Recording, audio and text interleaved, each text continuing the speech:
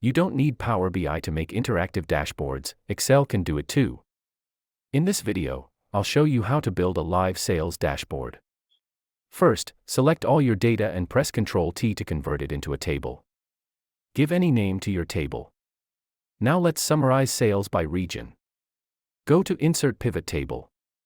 Choose New Worksheet, and drag region into rows and total sales into values. Select the pivot table and insert a column chart. Now let's make the chart look good.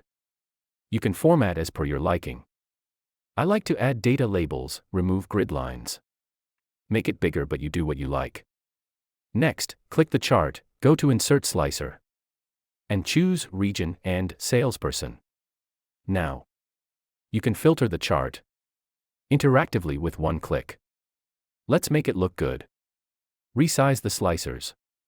Add a title like Sales by Region and remove grid lines for a clean dashboard look. And that's your interactive dashboard, dynamic, professional, and done in minutes. Now align the slicers to make it look good and see the magic. Before I check the slicers, I like to make chart look fancy.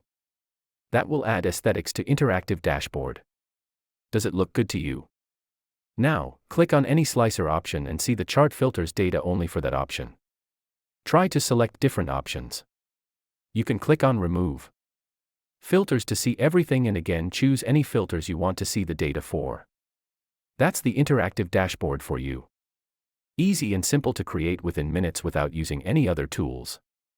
Comment on the video to let me know how do you like it and would you like to see more of such videos. Thanks for watching.